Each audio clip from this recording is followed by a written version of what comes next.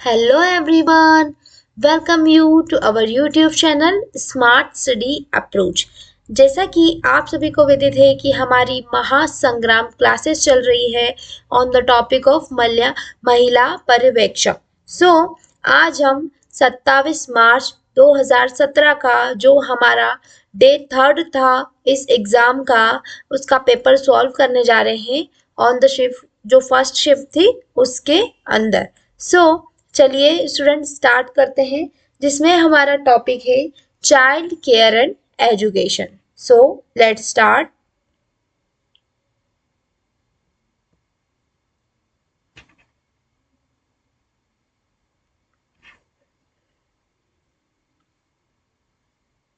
Child care and education जहां पर हम देखेंगे हमारा सबसे पहला क्वेश्चन है, यहाँ पर लिखा है किसमें विशेष शिक्षण पद्धतियां, विशेष शिक्षण सामग्रियां और विशेष प्रकार से डिजाइन की गई कक्षाएं या खेल कक्ष किसी असामान्य बच्चे की अद्वितीय आवश्यकताएं पूरी करने के लिए उपयोग किए जाते हैं। ठीक है, यहाँ पर क्या पूछा गया है, यहाँ पर सबसे पहला वर्ड क्या है, विशेष। ठीक है, विशेष मतलब एक्सेप्शनल बालक जो होते हैं उनकी बात की जा रही है। ठीक है, या असामान्य जो बालक होते हैं उनकी। उनके लिए जो शिक्षण पद्धतियां होती है, शिक्षण सामग्रियां होती है या उनके लिए विशेष प्रकार से डिजाइन की गई कक्षाएं या खेल कक्ष होते हैं, किसी असामान्य बच्चे की अद्वितीय आवश्यकताएं पूरी करने के लिए उपयोग किए जाते हैं। ऐसा पूछा गया है, आपको बताना है कि क्या उपयोग किए जाते हैं, उसे क्या कहते हैं। फर्स्ट ऑप्शन है हमारा कंपल्सरी एजुकेशन यानी अनिवार्य शिक्षा। देन हमारा जो नेक्स्ट ऑप्शन है वह है विशेष शिक्षा। देन हमारा थर्ड है इंटरनेशनल एजुकेशन।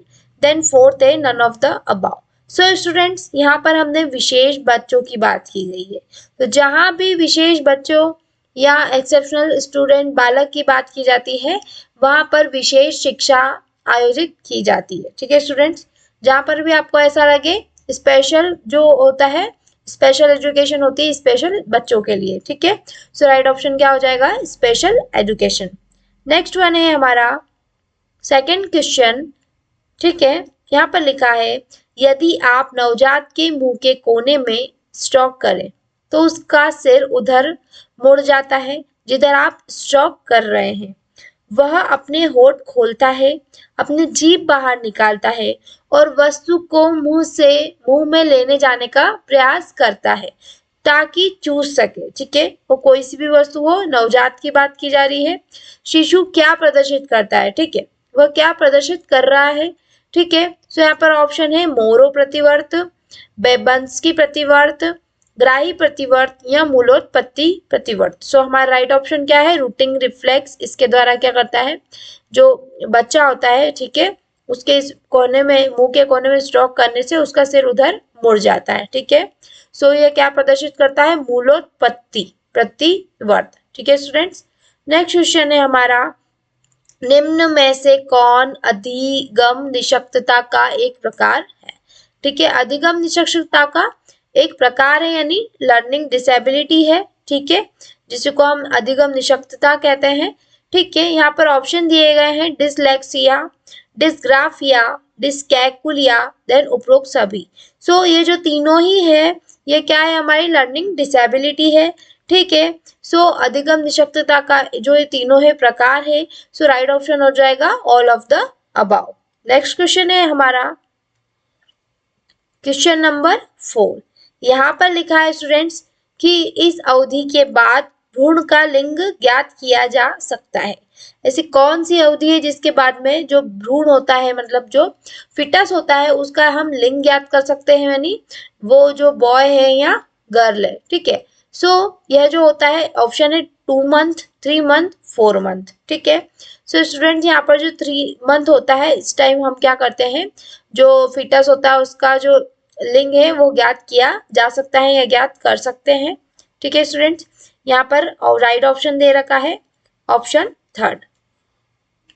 ठीक है, नेक्स्ट वन है हमारा क्वेश्चन नंबर 5, जहां पर लिखा है कि बच्चों की देखभाल और संरक्षण के कानून क्रियान्वित करते समय किशोर न्याय अधिनियम केंद्र राज्य सरकार व अन्य एजेंसियों का मार्गदर्शन करने वाला निम्न में से कौन सिद्धांत नहीं है? ठीक है, सिद्धांत नहीं है। किससे रिलेटेड? बच्चों की देखभाल संरक्षण, ठीक है, करते समय किशोर न्याय अधिनियम केंद्र राज्य सरकार व अन्य एजेंसियों का मार्गदर्शन करने वाला निम्न में से कौन सिद्धांत नहीं है? पहला है हमारा पूर्व मान्यता का सिद्धांत कि बच्चा कोई अपराध करने का दोषी है, ठीक है। देन है हमारा गरिमा और योग्यता का सिद्धांत, सर्वोत्तम हित का सिद्धांत, नई शुरुआत का सिद्धांत। ये जो तीनों है यह सिद्धांत है, लेकिन इस पूर्व मान्यता का सिद्धांत कि बच्चा कोई अपराध करने का दोषी है, यह क्या है? हमारा सिद्धांत नहीं है। यहाँ पर यही पूछा गया था। राइट ऑप्शन क्या हो जाएगा? ऑप्शन 1 पूर्व मान्यता का सिद्धांत कि बच्चा कोई अपराध करने का दोषी है, ठीक है। नेक्स्ट वन है हमारा क्वेश्चन नंबर जो है वो 6 है। यहाँ पर पूछा गया है कौन सी अवधि निषेचन से प्रारंभ होकर युग्मनज के गर्भाशय की दीवार पर भली भांति चिपक जाने तक रहती है? ठीक है, यहाँ पर क्या पूछी है? अवधि पूछी है। कहाँ से? निषेचन से प्रारंभ होकर युग्मनज के गर्भाशय की दीवार पर भली भांति चिपक जाने तक रहती है। ऑप्शन है अंडाणु अवधि, भ्रूण अवधि, गर्भ अवधि या उपरोक्त में से कोई नहीं। स्टूडेंट आपको यह कमेंट बॉक्स में भी लिखना है अगर आप यहाँ पर ये वीडियो देख रहे हैं। यहाँ पर ऑप्शन दिए गए हैं। क्या हो जाएगा? जो हमारी ओवम पीरियड ऑफ ओवम यानी अंडाणु की जो अवधि होती है वही क्या होती है? जिसमें निषेचन से प्रारंभ होकर युग्मनज के गर्भाशय की दीवार पर भली भांति चिपक जाने तक रहती है, ठीक है स्टूडेंट। यहाँ पर राइट ऑप्शन है अंडाणु अवधि। नेक्स्ट है हमारा क्वेश्चन नंबर 7। यहाँ पर मेंशन है कि निम्न में से कौन अधिनियम समस्त व्यवसायों में बच्चों को नियोजित किए जाने का निषेध करता है और खतरनाक व्यवसायों में किशोरों को नियोजित किए जाने का निषेध करता है, ठीक है।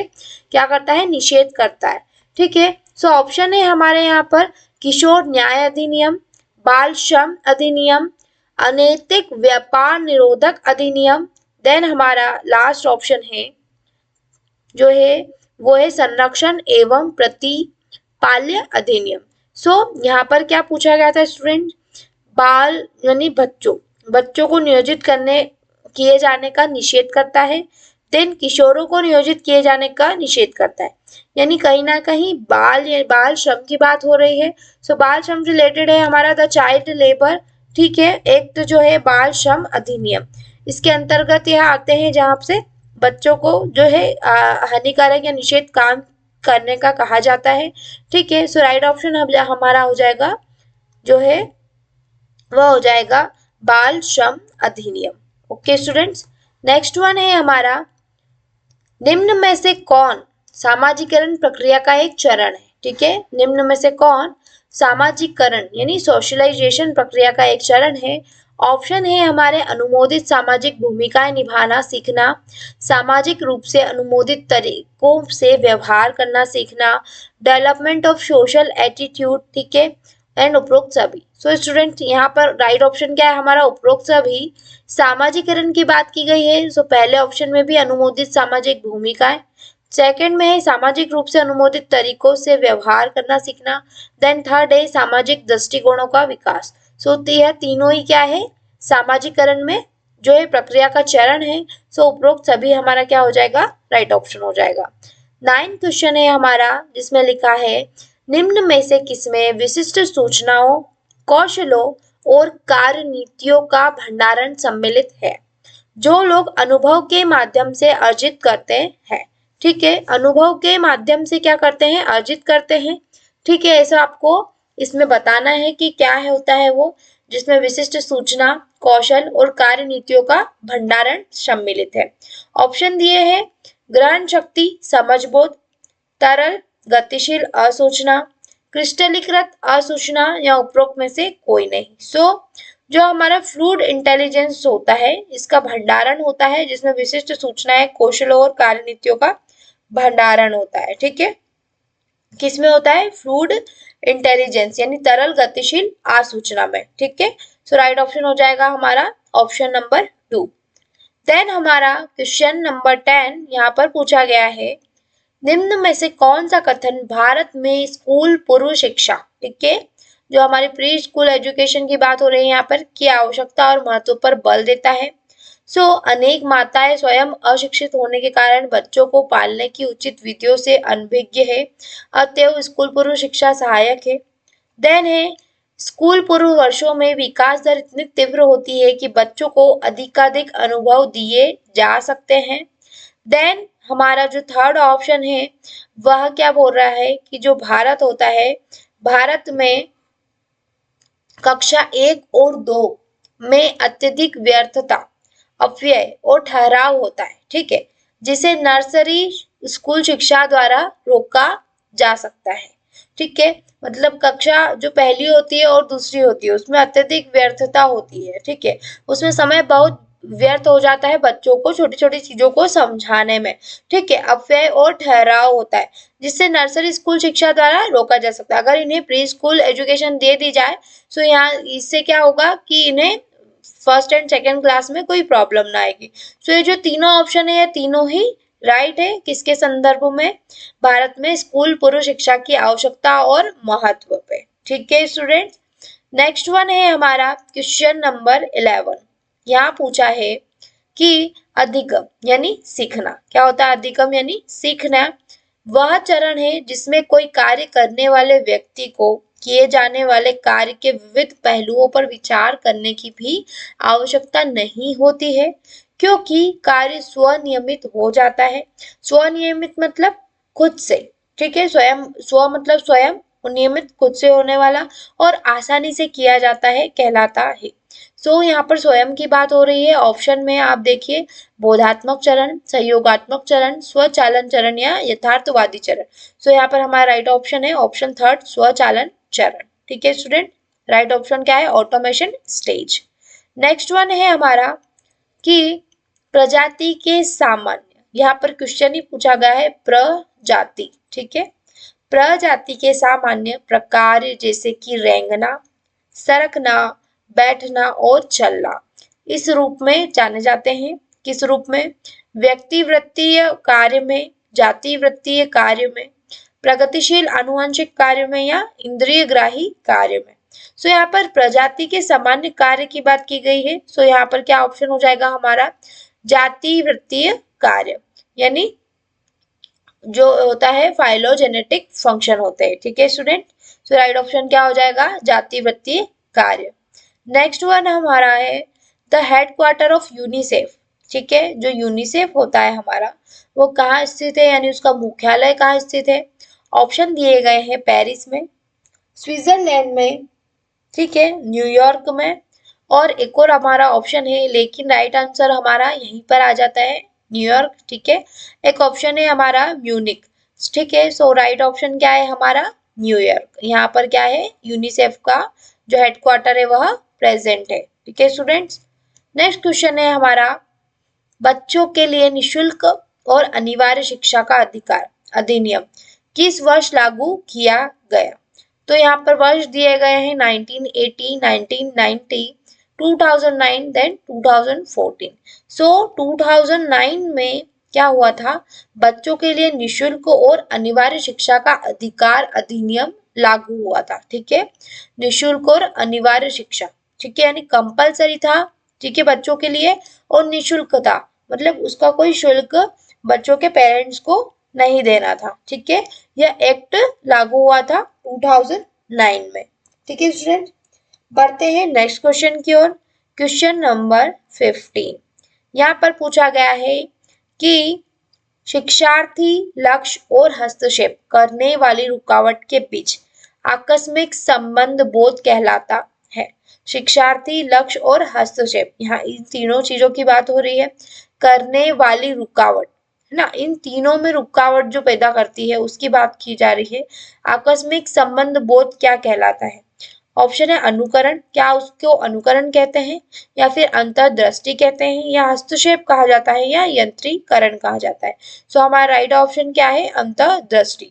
अंतर्दृष्टि जो इंसाइट होता है, इसके द्वारा क्या होता है, शिक्षार्थी लक्ष्य और हस्तक्षेप करने वाली रुकावट के बीच आकस्मिक संबंध बोध होता है, जिसे अंतर्दृष्टि कहा जाता है। ठीक है स्टूडेंट्स, ये हमारा क्या है, राइट ऑप्शन है। देन क्वेश्चन नंबर है हमारा 16। यहाँ पूछा गया है किस मनोवैज्ञानिक ने बोधात्मक विकास निर्देशन में संस्कृति और सामाजिक अंतःक्रियाओं की भूमिका पर बल दिया था। ठीक है, या फिर मनोवैज्ञानिक का नाम पूछा गया है स्टूडेंट्स।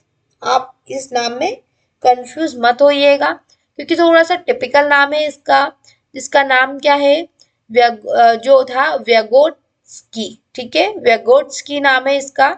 इन्होंने क्या किया था, बोधात्मक विकास, ठीक है, जो था बोधात्मक विकास एंड निर्देशन में संस्कृति और सामाजिक अंतःक्रियाओं की भूमिका पर बल दिया था। सो राइट ऑप्शन हमारा यह है, क्या है, क्वेश्चन ऑप्शन सेकंड। देन हमारा जो नेक्स्ट है वह है क्वेश्चन नंबर 17। यहाँ पर पूछा गया है कि निम्न में से कौन विकास अवधि की विशिष्टता यह है कि स्कूल हेतु तैयारी कौशल विकसित होते हैं और अधिकांश खाली समय मित्रों के साथ खेल में व्यतीत हो जाता है। ठीक है, मतलब बच्चे क्या होते हैं कि स्कूल हेतु तैयारी कौशल विकसित होते हैं और अधिकांश खाली जो समय होता है उनका खेल में ही चला जाता है। सो खेल का समय कब होता है, अब हम कौन सी अवस्था में आ गए हैं, जो हमारी युवा अवस्था है उसमें आ गए, तो उस समय तो हम खेल खेलते नहीं है। ठीक है, सो जो हमारी क्या होती है, बाल्यावस्था, बाल्यावस्था में क्या होता है, खेल खेले जाते हैं। और वह बाल्यावस्था में भी कौन सा पीरियड, आरंभिक बाल्यावस्था, ठीक है, जहाँ से बाल्यावस्था की शुरुआत होती है, अर्ली चाइल्डहुड होता है, उसमें क्या होता है, बच्चे जो होते हैं स्कूल हेतु तैयारी कौशल विकसित होते हैं और अधिकांश जो खाली समय होता है मित्रों के साथ खेल में व्यतीत कर देते हैं। ठीक है स्टूडेंट्स, नेक्स्ट है हमारा ICDS जो होता है के अंतर्गत पोषण और स्वास्थ्य शिक्षा प्रदान की जाती है। ठीक है, किसके अंतर्गत, ICDS जो स्कीम है इसकी बात की जा रही है, पोषण और स्वास्थ्य, ठीक है, जो शिक्षा प्रदान की जा रही है। सो यहाँ पर क्या हमारा ऑप्शन है, 3 से 6 वर्ष आयु समूह के बच्चों को, बेरोजगार युवाओं को, 15 से 45 वर्ष आयु समूह महिलाओं को, या सभी पुरुषों को। ठीक है, सो ICDS जो है यहाँ पर बच्चों के साथ साथ क्या है, महिलाओं को भी जो है इस उम्र की महिलाओं को भी लिया गया है। ठीक है, सो यहाँ पर लिखा है 15 से 45 वर्ष आयु समूह की महिलाओं को। ठीक है, यहाँ पर पोषण और स्वास्थ्य शिक्षा प्रदान की जाती है। ठीक है, सो राइट ऑप्शन क्या हो जाएगा, woman in the age group of 15 to 45 year. ठीक है, किसके लिए, ICDS के अंतर्गत पोषण और स्वास्थ्य शिक्षा प्रदान की जाती है इनको, महिलाओं को। देन हमारा नेक्स्ट वन है जो है क्वेश्चन नंबर 19। यहाँ पर पूछा गया है कि निम्न में से कौन अंतःस्रावी ग्रंथियों द्वारा स्रावित शक्तिशाली रासायनिक पदार्थ जो रुधिर प्रवाह द्वारा शरीर में परिवहन किया जाता है। अब जैसे कि यह अंतःस्रावी ग्लैंड है, ठीक है, ऐसे ही एक और ग्लैंड होती है एक्सोक्राइन ग्लैंड। ठीक है, बाह्यस्रावी ग्रंथियां, या दो प्रकार की है, बाह्यस्रावी ग्रंथियां और अंतःस्रावी ग्रंथियां। अब अंतःस्रावी ग्रंथियों द्वारा स्रावित शक्तिशाली एक ही रासायनिक पदार्थ होता है, ठीक है, अंतःस्रावी ग्रंथियों द्वारा शक्तिशाली होता है, जिसे हम क्या कहते हैं, हार्मोन। ठीक है, हार्मोन्स कहते हैं। ठीक है, तो यहाँ पर हमारा राइट ऑप्शन है हार्मोन। हार्मोन जो होता है वह अंतःस्रावी ग्रंथियों द्वारा स्रावित शक्तिशाली रासायनिक पदार्थ होता है, जो रुधिर यानी ब्लड, जो ब्लड सर्कुलेशन है उसके द्वारा शरीर में परिवहन यानी ट्रांसपोर्टेशन करता है। ठीक है स्टूडेंट, सो हार्मोन हमारा क्या हो जाएगा, राइट ऑप्शन हो जाएगा। देन यहाँ पर हमारा 20 नंबर का क्वेश्चन पूछा है, बाल अधिकार संधि पत्र। ठीक है, बाल अधिकार संधि पत्र जो है में उल्लेखित 4 मुख्य क्षेत्रों में निम्न अधिकार शामिल है। ठीक है, सो आपको 4 क्षेत्र बताने हैं कि कौन से ऐसे 4 क्षेत्र है जिसमें बाल अधिकार संधि पत्र से उल्लेखित जो अधिकार है वह शामिल है। ऑप्शंस दिए गए हैं स्क्रीन पर। फर्स्ट है हमारा उत्तरजीविता, ठीक है, सो राइट है, उत्तरजीविता हमारा फर्स्ट क्रम है। देन सेकेंड आ जाता है हमारा जो होता है विकास, ठीक है, विकास हमारा जो है सेकेंड क्रम है। देन आ जाता है हमारा संरक्षण और सहभागिता। यह चारों जो होते हैं वो क्या होते हैं, बाल अधिकार संधि पत्र में उल्लेखित 4 मुख्य क्षेत्र होते हैं, ठीक है, जिसमें निम्न अधिकार शामिल है। तो यह जो 4 अधिकार है, उत्तरजीविता, विकास, संरक्षण और सहभागिता, ये चारों अधिकार इसमें शामिल होते हैं। नेक्स्ट वन है हमारा HIV स्टैंड फॉर। जो HIV होता है वो क्या, उसका फुल फॉर्म क्या होता है? सो HIV का फुल फॉर्म होता है ह्यूमन इम्यूनो डिफिशियंसी वायरस। क्या होता है? ह्यूमन इम्यूनो डिफिशियंसी वायरस होता है।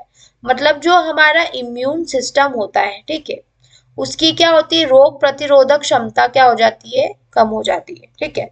सो जो HIV होता है कि इससे क्या होता है, एड्स हो जाता है, ठीक है, एड्स का यह वायरस है। तो इसका क्या है नाम, full form human immuno deficiency virus है यह, ठीक है स्टूडेंट। सो यहाँ पर फुल फॉर्म पूछा था, so human immuno deficiency virus. Next one है हमारा, यहाँ पर पूछा गया है निम्न में से कौन सी योजना, ठीक है, योजना के बारे में पूछा गया है। निशक्तों, ठीक है, निशक्तों जो निशक्त होते हैं किसी भी मतलब चीज को करने में, या उनके पास पेमेंट नहीं होता है, फीस नहीं हो पाती है, सो एमफिल और पीएचडी इन्हें पढ़ाई की जाती है। एमफिल और पीएचडी जैसी उच्च शिक्षा प्राप्त करने के लिए छात्रवृत्तियां प्रदान करती है, ठीक है। तो निम्न में से कौन सी योजना, आपको वो योजना बतानी है। तो योजना देखिए, निशक्त व्यक्तियों हेतु छात्रवृत्ति की राष्ट्रीय योजना, या निशक्त बच्चों हेतु समग्र शिक्षा योजना, या राजीव गांधी अध्येतावृत्ति योजना, या माध्यमिक स्तर पर निशक्तों हेतु समावेशी शिक्षा। सो यहाँ पर योजना के बारे में पूछा गया है, ठीक है स्टूडेंट। देन जो निशक्तों को एमफिल और पीएचडी की बात की गई, ठीक है।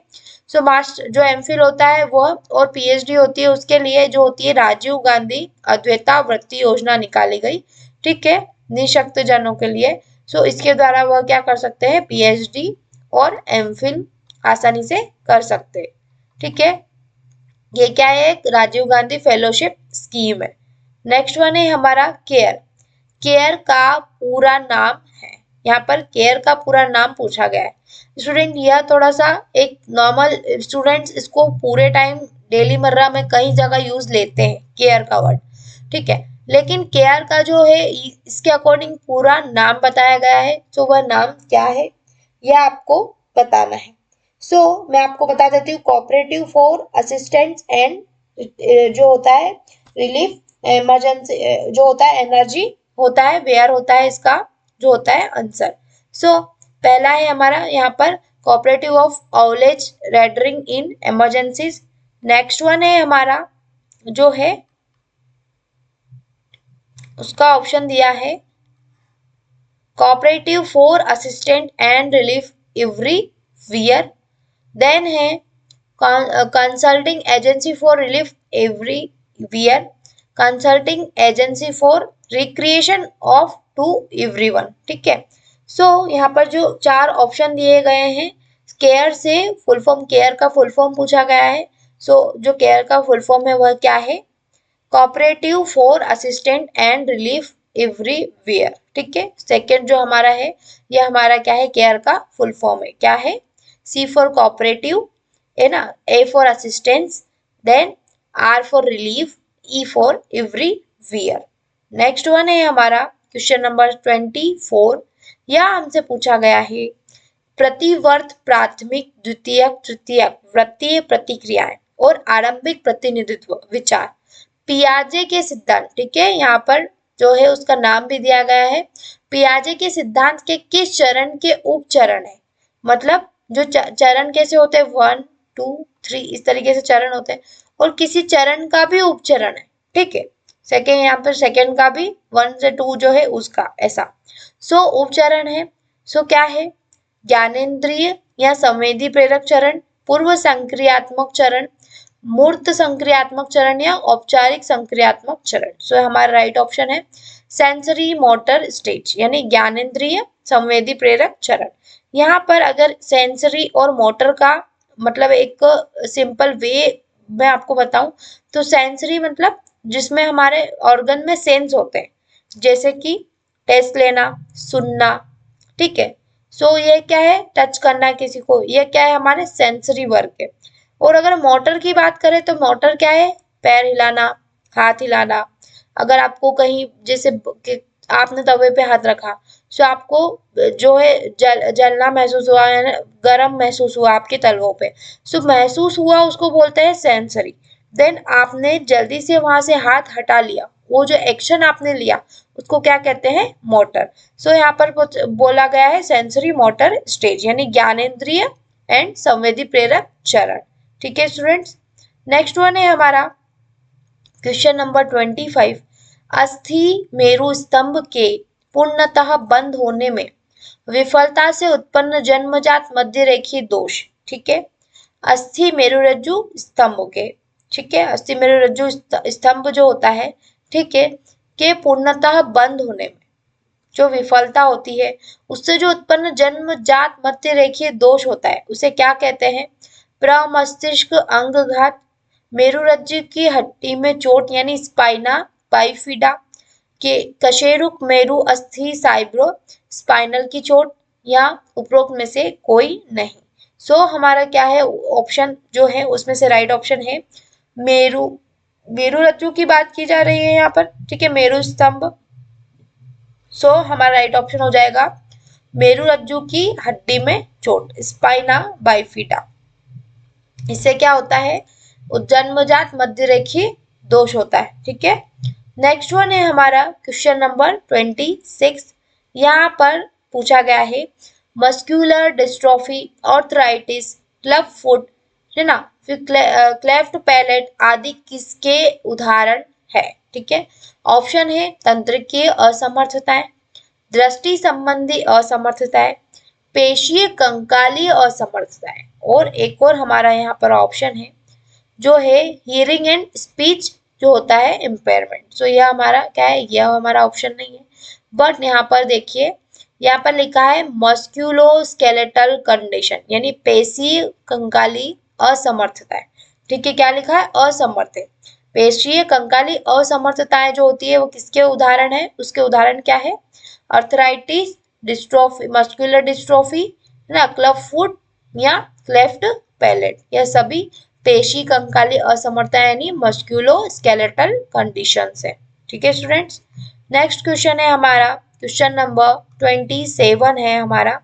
यहाँ पूछा गया है R in preschool education stand for, है ना, यहाँ पर 3 आर है, ठीक है, 3 Rs in preschool education stand for, जो स्कूल पूर्व शिक्षा है यानी शाला पूर्व शिक्षा है, के 3 आर, जो आर है उसका अर्थ है।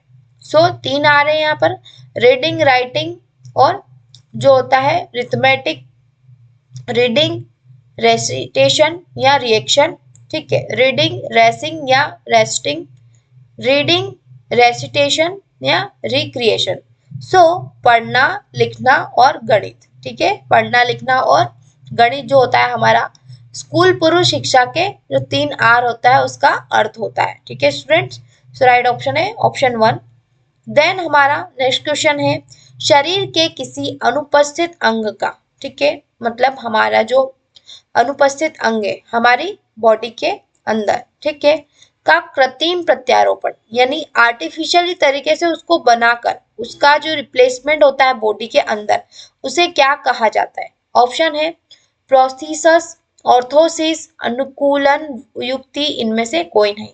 सो जो प्रोस्थेसिस होता है ना, प्रोस्थेसिस होता है, इसमें क्या होता है कि जो शरीर के किसी अनुपस्थित अंग का कृत्रिम प्रत्यारोपण होता है, उसी प्रोसेस को क्या कहते हैं, प्रोस्थेसिस। ठीक है, नेक्स्ट वन है हमारा क्वेश्चन नंबर 29 है।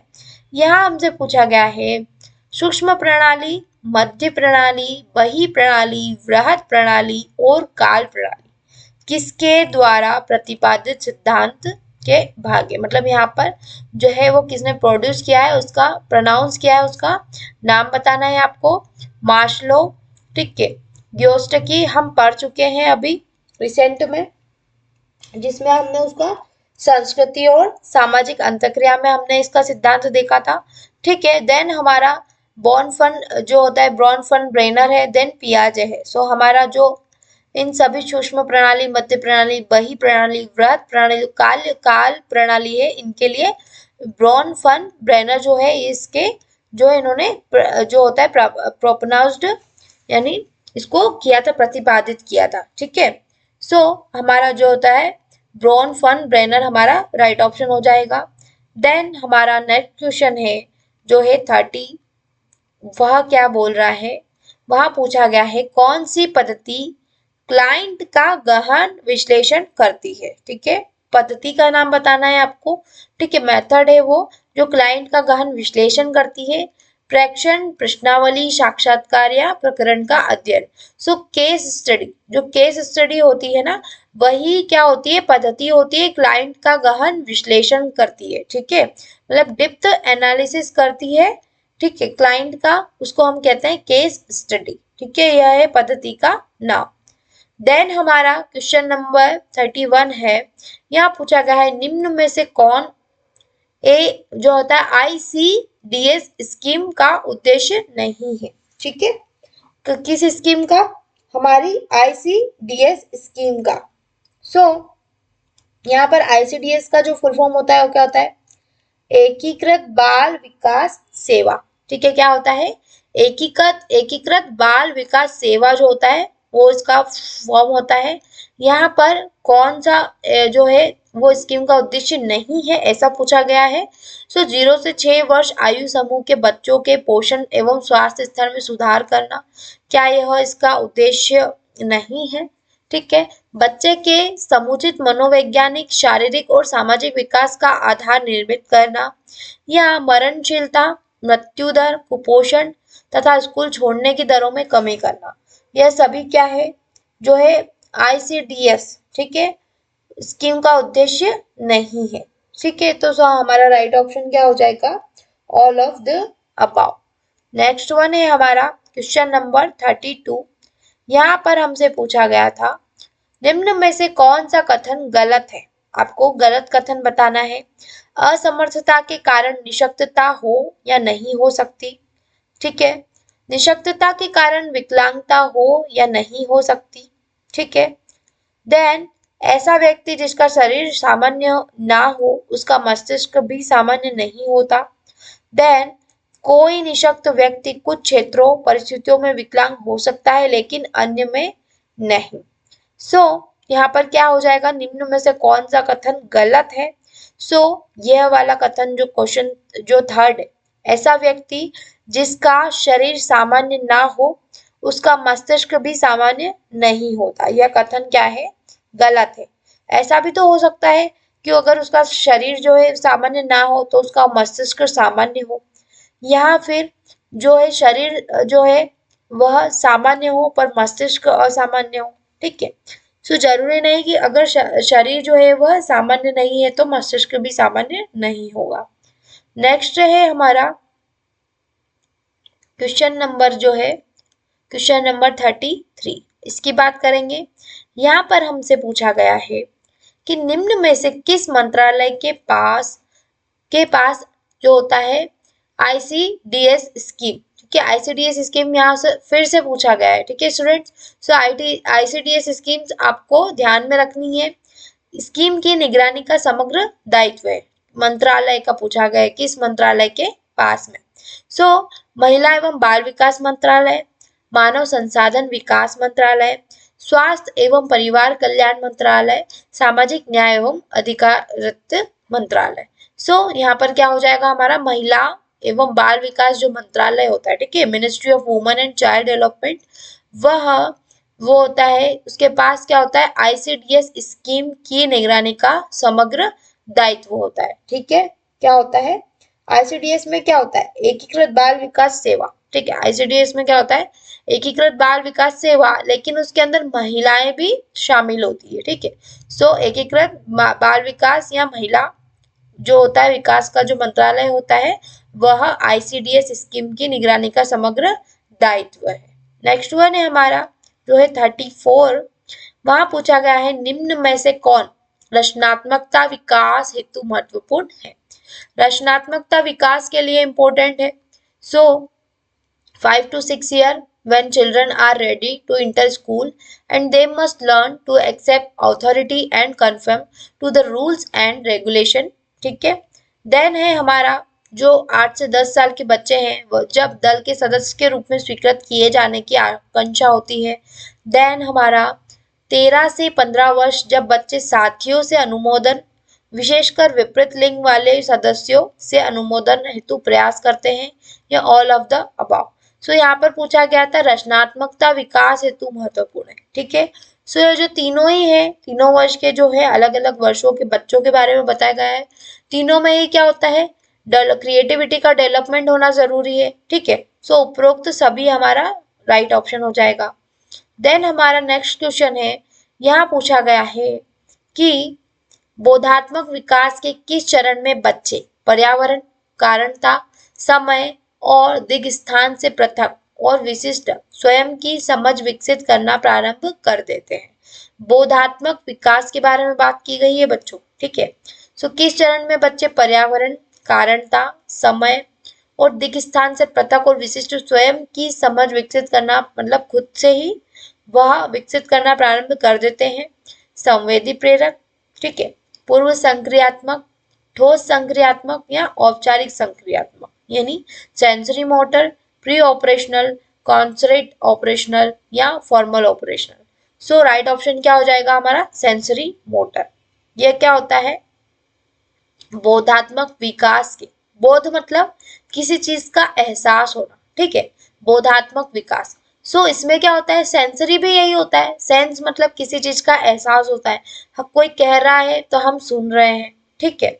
हम क्या कर रहे हैं, किसी को टच कर रहे हैं, मतलब ठंडे गर्म को हम पहचान पा रहे हैं।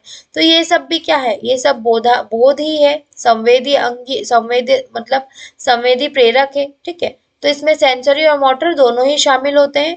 सो ये क्या होता है, बोधात्मक विकास के चरण में बच्चे पर्यावरण, कारणता, समय और दिग स्थान से पृथक और विशिष्ट स्वयं की समझ विकसित करना प्रारंभ कर देते हैं। ठीक है, संवेदी प्रेरक की अवस्था में। नेक्स्ट वन है हमारा जो है क्वेश्चन नंबर 36 है, जिसमें पूछा गया है अधिगम। ठीक है, किसके बारे में पूछा गया है, अधिगम यानी सीखना प्रक्रिया निर्माणक तत्वों का क्रम है। ठीक है। जो सीखना है वह है निर्माणक तत्वों का क्रम है, यानी कि पहले क्या होता है, देन क्या होता है। तो सबसे पहले होता है लर्नर, सीखने वाला, शिक्षार्थी, जिसे कहा गया है शिक्षार्थी। देन आता है उद्दीपक। उद्दीपक का एक और मीनिंग में आपको बता दूं, उत्तेजना। ठीक है, क्या होता है, उत्तेजना। उत्तेजना जो होता है उससे क्या होता है, उद्दीपक जो होता है वह उससे रिलेटेड यानी पर्यायवाची। देन प्रतिक्रिया, ठीक है, यानी रिस्पॉन्स। फॉर एग्जाम्पल, आपको अगर क्रिकेट सीखना है, ठीक है, सो आप पहले लर्न करेंगे कि उसमें कितने खिलाड़ी होते हैं। ठीक है। देन उसमें क्या प्रोसेस होती है, क्या करना होता है। ठीक है, यह हम क्या करते हैं, लर्न करते हैं। देन उत्तेजना, हमारे अंदर सीखने की प्रज्वलता या उत्तेजना होती है, हम सीखते हैं, हम खेलना प्रारंभ करते हैं। ठीक है, हम गोल डिसाइड करते हैं। और प्रतिक्रिया मतलब मान लो आपने क्रिकेट के दौरान चौका छक्का लगा दिया, सो वह क्या हो गया, रिस्पॉन्स हो गया। ठीक है। ठीक है। सो यह क्या हो गया, the learn, the stimulus and the response, शिक्षार्थी। ठीक है। देन उद्दीपक और प्रतिक्रिया। तो यह हमारा सही क्रम हो गया सीखने का। नेक्स्ट वन है क्वेश्चन नंबर 37। यहाँ पर पूछा गया है असामान्य पुनरावृत्तियां और वाक ध्वनियों का दीर्घीकरण कब होता है। ठीक है, मतलब असमान पुनरावृत्तियां मतलब हम अगर किसी शब्द को बार बार दोहरा रहे हैं, ठीक है, पुनरावृत्ति कर रहे हैं, सो वह क्या है, सामान्य नहीं है, मतलब असामान्य, मतलब सही तरीके से हम उसको सही तरीके से दोहरा नहीं पा रहे। या फिर वाक ध्वनियों का दीर्घीकरण, यानी वाक हम ठीक से बोल नहीं पा रहे। सो यह दीर्घीकरण कब होता है, जब हमें हकलाहट, हमारे जो बोलने की जो लिमिट होती है उसमें हकलाहट आ जाती है। ठीक है, वह क्या होती है, असामान्य पुनरावृत्तियां और वाक ध्वनियों का दीर्घीकरण तब होता है। ठीक है स्टूडेंट्स, सो राइट ऑप्शन क्या हो जाएगा हमारा, जो हो जाएगा हकलाहट। नेक्स्ट वन है 38। यहाँ हमसे पूछा गया है कि वह अवधारणा जो आरंभिक बाल्यावस्था, ठीक है, आरंभिक बाल्यावस्था के वर्षों के दौरान विकसित नहीं होती है, ठीक है, ऐसा पूछा है। सो कौन सी अवधारणा है जो विकसित नहीं होती है आरंभिक बाल्यावस्था के दौरान? अपेक्षित अवस्थिति, अपेक्षित आकार, वर्गीकरण या अमूर्त सोच। सो क्या हमारा राइट ऑप्शन है अमूर्त सोच यानी एब्स्ट्रैक्ट थिंकिंग। अब एब्स्ट्रैक्ट थिंकिंग में एब्स्ट्रैक्ट क्या है? एब्स्ट्रैक्ट वो होता है जिसमें हमारे एम से लेके रिजल्ट तक की सारी डिटेल्स हम सोच लेते हैं, ठीक है, मतलब एक ही पैरा में हम सभी चीजों को डिस्कस करते हैं, ठीक है। सो एब्स्ट्रैक्ट मतलब आप अगर किसी कार्य को कर रहे हैं तो हम उसके किस उद्देश्य से उस कार्य को कर रहे हैं, देन उसका रिजल्ट क्या रहेगा, उसके बीच में प्रोसेस क्या रहेगी, इसके बारे में सोचना, ठीक है। इसको कहते हैं अमूर्त सोच, यह विकसित नहीं होती है, ठीक है। देन हमारा नेक्स्ट क्वेश्चन है क्वेश्चन नंबर 39। यहाँ पर पूछा गया है विकासात्मक दिशा के किस नियम के अनुसार विकास सिर से पांव तक, ठीक है, कहाँ से, सिर से पांव तक विस्तृत होता है, ठीक है।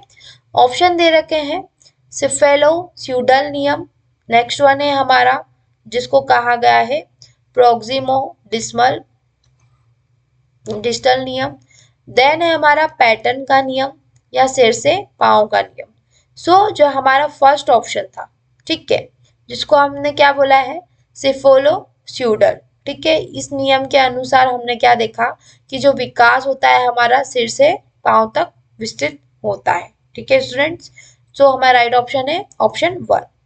नेक्स्ट वन है हमारा क्वेश्चन नंबर 14 की हम बात करें तो यहाँ बोला गया है कि व्यक्तियों की स्वयं की कौन और क्या की अवधारणा कहलाती है, मतलब खुद से हम सोच रहे हैं, ठीक है, स्वयं की कौन और क्या की अवधारणा कहलाती है, ठीक है।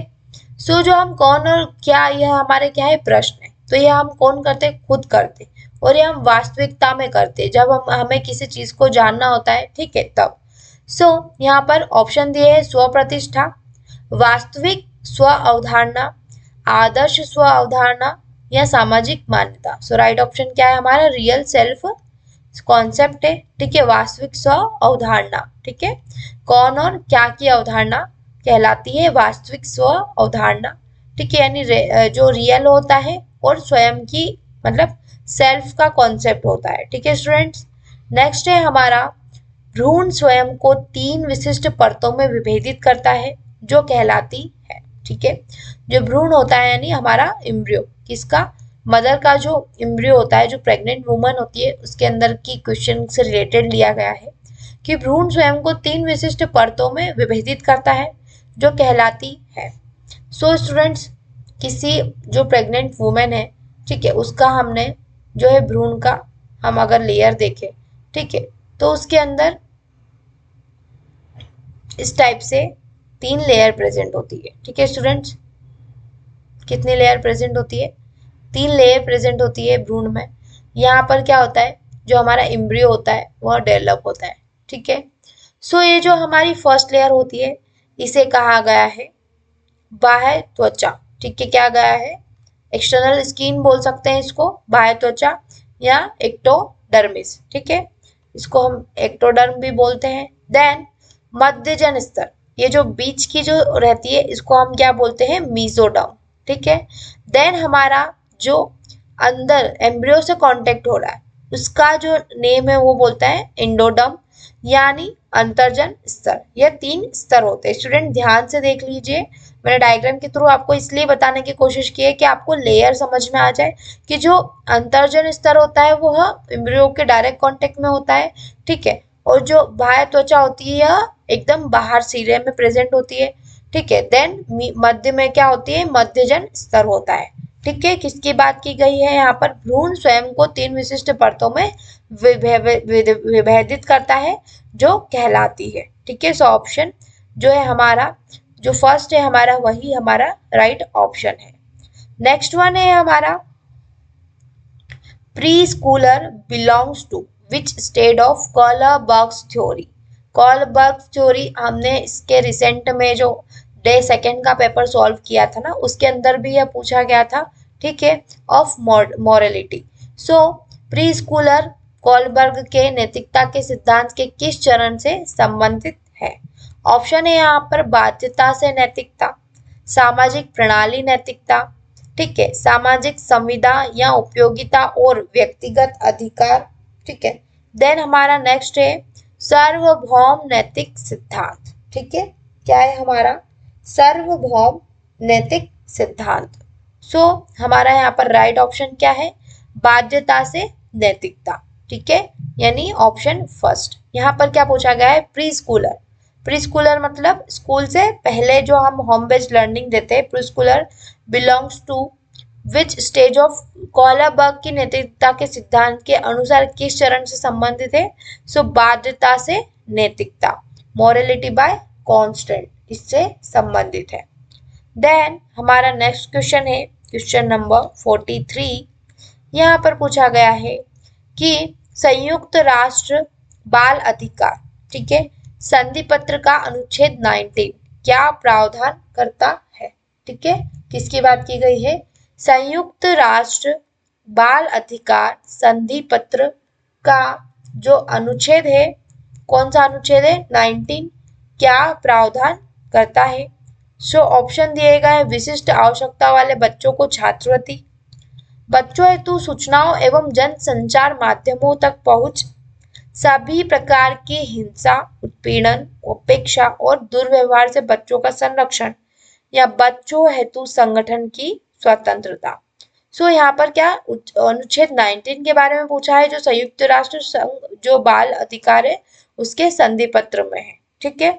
सो क्या प्रावधान है उसका, वो प्रावधान है जो है सभी प्रकार, ठीक है, सभी प्रकार यानी ऑप्शन थर्ड, सभी प्रकार की हिंसा, उत्पीड़न, उपेक्षा और दुर्व्यवहार से बच्चों का संरक्षण। मतलब हमें बच्चों का जो है संरक्षण करना है, प्रोटेक्शन करना है चाइल्ड को किसी भी दुर्व्यवहार से, ठीक है, उत्पीड़न से या सभी प्रकार की हिंसा से। तो ये हमारा क्या है, अनुच्छेद 19 का प्रावधान है। नेक्स्ट वन है हमारा क्वेश्चन नंबर 44 है हमारा, जिसमें कहा गया है निम्नलिखित में से कौन सा संस्थान देहरादून में है, ठीक है। संस्थान की बात की गई है स्टूडेंट कि कौन सा संस्थान देहरादून में स्थित है। सो वो पहला है राष्ट्रीय दृष्टिबाधित विकलांग संस्थान, ठीक है।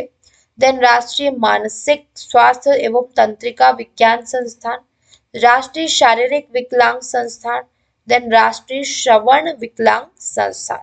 सो दृष्टिबाधित यानी विजुअली हैंडीकैप, ठीक है, जो आंखों से अंधे हैं, ठीक है, उन लोगों के लिए जो संस्थान है वह देहरादून में स्थित है। नेक्स्ट टाइम आपसे यह भी पूछा जा सकता है स्टूडेंट कि राष्ट्रीय दृष्टिबाधित विकलांग संस्थान कहाँ स्थित है। सो आपका राइट ऑप्शन हो जाएगा देहरादून में। ओके स्टूडेंट, देन हमारा नेक्स्ट जो चाइल्ड केयर एंड एजुकेशन वाले पार्ट से हमारा जो लास्ट क्वेश्चन है वह है कि निम्न में से किसे शब्द बाधित। अब यहाँ पर आप थोड़ा सा फोकस कीजिएगा, आपको मैं इसीलिए इंग्लिश और हिंदी दोनों में पढ़ के सुनाती हूँ।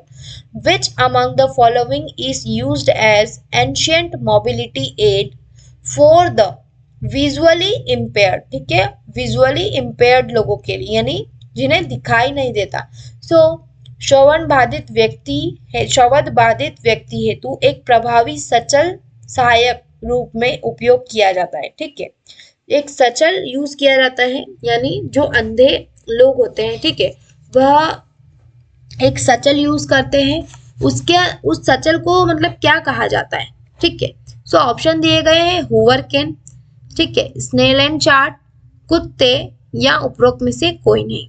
सो आपने देखा होगा कि जो अंधे लोग होते हैं वह एक रॉड टाइप जो होता है वह रॉड यूज करते हैं, ठीक है, उसके माध्यम से वह क्या करते हैं जब वो रोड पे चलते हैं, ठीक है, या फिर घर से बाहर या घर में, सो उस रोड की सहायता से वह चलते हैं, ठीक है। सो उस जो रोड है उसको क्या कहा गया है, हूवर कैन, ठीक है, ये आप याद रखिएगा, हूवर कैन। जो हूवर कैन होता है वह शब्द बाधित व्यक्तियों हेतु एक प्रभावी सचल सहायक रूप में उपयोग किया जाता है। ओके, सो हमारा जो राइट ऑप्शन हो जाएगा वो हो जाएगा हूवर कैन, ठीक है स्टूडेंट्स, यहाँ पर मेंशन है हमारे बोर्ड के द्वारा, जो बोर्ड के आंसर्स है उसमें हूवर कैन। सो यही हमारा क्या हो जाएगा, राइट ऑप्शन हो जाएगा। स्टूडेंट्स जैसा कि आपने देखा कि हमने 45 क्वेश्चन देख लिए हमारे चाइल्ड केयर एंड एजुकेशन के। अब हम हमारे कुछ क्वेश्चंस देखेंगे।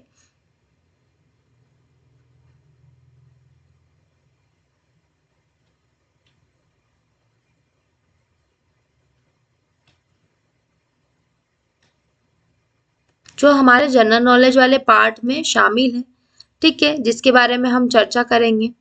जो हमारा पहला क्वेश्चन है वह है, या हमसे पूछा गया है, छोटे बच्चों में चेहरे की विकृति, ठीक है, क्या हो जाता है, फेशियल डिफॉर्मिटी हो जाती है, दोषपूर्ण हाथ पैर यानी लिम्स, दोषपूर्ण यानी डिफेक्टिव लिम्स हो जाते हैं, हृदय संबंधी समस्या यानी हार्ट प्रॉब्लम्स हो जाती है, संज्ञानात्मक क्षीणता और व्यवहार संबंधी समस्याएं, ठीक है, हो जाती है। गर्भावस्था के दौरान माता द्वारा किस मादक पदार्थ के कुप्रयोग का संकेत हो सकती है, ठीक है, किस मादक प्रयोग जो पदार्थ है उसके कुप्रयोग से यह सारी प्रॉब्लम्स क्रिएट हो सकती है। ऑप्शन है फ्लोराइड, क्लोराइड, एल्कोहल, लवण या तंबाकू। जो मादक पदार्थ है वह है एल्कोहल। एल्कोहल के कुप्रयोग से क्या हो सकता है, बच्चों के चेहरे की विकृति, दोषपूर्ण हाथ पैर, हृदय संबंधी समस्याएं, संज्ञानात्मक क्षीणता और व्यवहार संबंधी समस्याएं गर्भावस्था के दौरान माता द्वारा अल्कोहल के कुप्रयोग से जो होती है उसका संकेत हो सकती है कि माता अल्कोहल का प्रयोग करती होगी, तभी उन बच्चे के अंदर इस तरीके का जो है हमको देखने को मिला। देन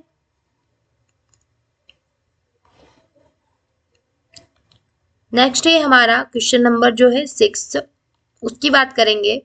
यहाँ पर बोला गया है कि शिशु को जन्म देते समय किस प्रक्रिया के दौरान गर्भाशय ग्रीवा, ठीक है, क्वेश्चन आप ध्यान से पढ़िएगा स्टूडेंट्स।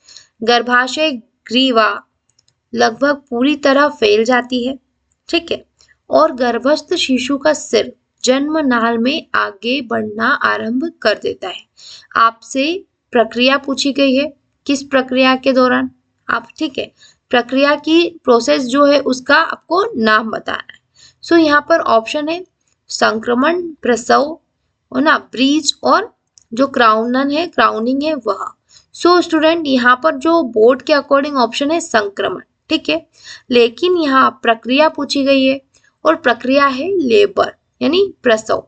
प्रसव के दौरान ही यह प्रोसेस होती है, ठीक है।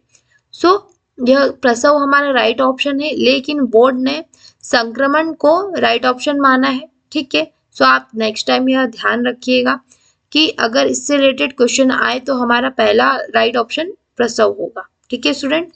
नेक्स्ट वन है हमारा क्वेश्चन नंबर 31 है।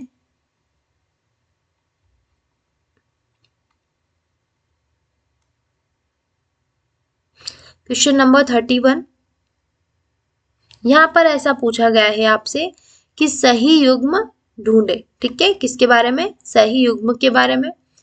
यहाँ पर ऑप्शन दिए गए हैं IUT सर्वाइकल कैप, ठीक है, देन जीवे निषेचन, गिफ्ट मतलब ZIFT, देन अंतरा कोशिका द्रव्य शुक्राणु अंतःक्षेपण IUT, then in vitro fertilisation test tube baby. जो इन विट्रो फर्टिलाइजेशन होता है, ठीक है, मतलब इन विट्रो और इन विवो, अगर ये आपको टर्म दिखाई दे, इन विवो यानी बॉडी के अंदर और इन विट्रो यानी बॉडी के बाहर, इन विट्रो फर्टिलाइजेशन हो रहा है, ठीक है, जिसे हम टेस्ट ट्यूब बेबी कहते हैं। जो टेस्ट ट्यूब बेबी होता है वह जो प्रोसेस होती है वह क्या होती है, बॉडी के बाहर होती है, ठीक है। टेस्ट ट्यूब बेबी इसके अंदर क्या होता है, जो हमारा जो गर्भावस्था के अंदर जाइगोट एम्ब्रियो यह प्रोसेस होती है, वह प्रोसेस इस टेस्ट ट्यूब बेबी में होती है, टेस्ट ट्यूब में होती है, देन उसको रोपित किया जाता है गर्भाशय में। एक यह पहले क्या है, इन विट्रो फर्टिलाइजेशन जो है प्रोसेस है, जिसे टेस्ट ट्यूब बेबी जो होता है टेस्ट ट्यूब बेबी कहा जाता है। राइट ऑप्शन हो जाएगा इन विट्रो जो होता है फर्टिलाइजेशन। नेक्स्ट वन है हमारा क्वेश्चन नंबर 36। यहाँ पर पूछा गया है प्रसव पूर्व विकास की अवधियों का सही क्रम चुने। यहाँ पर क्वेश्चन को ध्यान से पढ़िएगा, इससे रिलेटेड क्वेश्चन आपको और भी मिलेंगे। यहाँ पर पूछा गया था कि प्रसव पूर्व विकास की अवधि का सही क्रम। क्या है सही क्रम? जननिक भ्रूण गर्भज, भ्रूण गर्भज जननिक, जननिक गर्भज भ्रूण या भ्रूण जननिक गर्भज। मैं आपको डायग्राम के थ्रू समझा देती हूँ स्टूडेंट्स कि सबसे पहले क्या होता है, एक पिंडनुमा संरचना बनती है किसके अंदर? गर्भाशय के अंदर। ठीक है, इसको क्या कहा जाता है? वो होता है जर्मिनल। ठीक है, इंग्लिश में कहा जाता है जर्मिनल और हिंदी में कहा जाता है जननिक। ठीक है, आप कंफ्यूज मत होइएगा, दोनों में बता रही हूँ आपको। देन हमारा होता है एम्ब्रियो। ठीक है, क्या फॉर्मेशन होता है हमारे एम्ब्रियो का, जो कि थोड़ा अनडेवलप पार्ट होता है। ठीक, इस तरीके का एम्ब्रियो फॉर्म होता है, इसको कहा जाता है एम्ब्रियो। ठीक है, एम्ब्रियो, इसको क्या कहा जाता है हिंदी में? भ्रूण। ठीक है, एम्ब्रियो को ही भ्रूण कहा जाता है। देन हमारा बनता है फिटस। ठीक है, क्या बनता है हमारा? चाइल्ड बनता है। ये क्या हो गया हमारा? फिटस हो गया। ठीक है, यह जो फिटस है यह हमारा क्या है? थर्ड प्रोसेस है फिटस, या फिर इसको क्या बोल सकते हैं? गर्भज। पहली प्रोसेस देखी आपने germinal, second process embryo and third process foetus. ठीक है, जननिक भ्रूण गर्भज। आपको समझ में आया स्टूडेंट्स कि किस तरीके से यह सही क्रम हमने चुना है, क्योंकि मैंने आपको डायग्राम के थ्रू इसीलिए बताया है कि आपको एक आइडिया पता चल जाए कि क्या क्या किसको जर्मिनल बोला है, किसको एम्ब्रियो बोला है, किसको फिटस बोला है। ठीक है, तो जर्मिनल होता है उसका पीरियड होता है 0 to 2 मंथ, 2 जो होता है। देन हमारा एम्ब्रियो आता है, देन हमारा फिटस आता है। ठीक है, जो एम्ब्रियो होता है इसका होता है 3 to 8 वीक होता है ना। जर्मिनल का 0 to 2 वीक, इसका 3 to 8 वीक, और इसका जो हो जाता है वो 9 जो होता है 9 मंथ का पीरियड जो होता है 9 मंथ का फिटस हो जाता है। ये हमारा क्या हो जाएगा? जननिक भ्रूण गर्भज हो जाएगा। ये हमारा राइट ऑप्शन हो जाएगा। नेक्स्ट वन है हमारा क्वेश्चन नंबर 36 हमने देख लिया है, अब हम देखेंगे 38। यहां पर पूछा गया है क्वेश्चन नंबर 38 में आपसे पूछा गया है निम्न में से डिस्कॉइडल अपरा। ठीक है, डिस्कॉइडल अपरा पाया जाता है। सबसे पहले तो आप वर्ड देखिए डिस्कॉइडल। डिस्कॉइडल मतलब जो डिस्क शेप का प्लेसेंटा होता है वह पाया जाता है। ठीक है, डिस्क शेप आपने देखा ही है, वह जो होता है उसका शेप का अपरा यानी प्लेसेंटा पाया जाता है। तो किस में पाया जाता है? खरगोश में। खरगोश में डिस्कॉइडल शेप प्लेसेंटा प्रेजेंट होता है स्टूडेंट। और अगर हम खरगोश के साथ साथ किसी की बात करें, ठीक है स्टूडेंट्स, कृतंक को क्या होता है? कृतंक होते हैं। आपसे नेक्स्ट टाइम ऐसा भी पूछा जा सकता है अगर ऑप्शन में कृतंक हो। ठीक है, यह भी हमारा क्या हो जाएगा? राइट ऑप्शन हो जाएगा। कृतंकों में भी डिस्कॉइडल अपरा प्रेजेंट होता है। और एक होता है प्राइमेट्स। क्या होता है? प्राइमेट्स होता है। प्राइमेट्स, इसके अंदर भी क्या डिस्कॉइडल जो होता है अपरा यानी डिस्कॉइडल प्लेसेंटा प्रेजेंट होता है। आपको स्टूडेंट समझ में आया कि जो डिस्कॉइडल अपरा कैसा होता है? डिस्क शेप का होता है, और किसमें? खरगोश में, कृतंकों में और प्राइमेट्स में, इन तीनों में प्रेजेंट होता है। हो सकता है नेक्स्ट टाइम आपको खरगोश की जगह कृतंक बताया हो या फिर प्राइमेट्स बताया हो। आप कंफ्यूज मत होइएगा। ठीक है स्टूडेंट्स, देन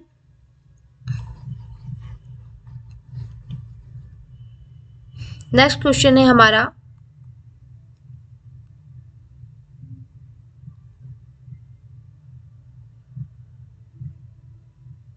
क्वेश्चन नंबर है हमारा 55। यहां पर पूछा गया है व्हाट इज टेराटोजेन।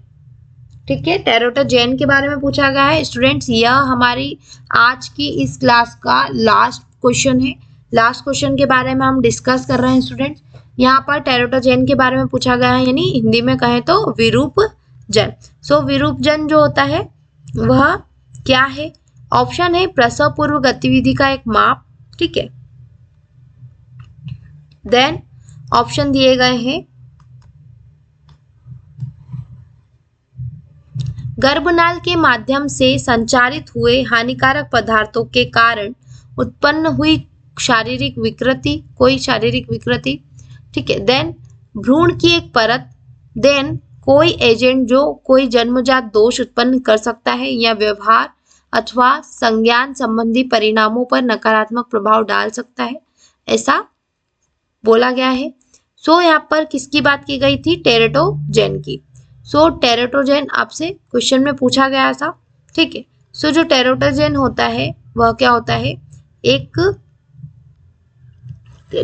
पदार्थ होता है, ठीक है, एक पदार्थ होता है, ठीक है। वो पदार्थ क्या है मैं आपको बताती हूँ एक एग्जाम्पल के टाइम पे, लेकिन वह एक पदार्थ होता है जो कौन सी अवस्था, गर्भावस्था, ठीक है।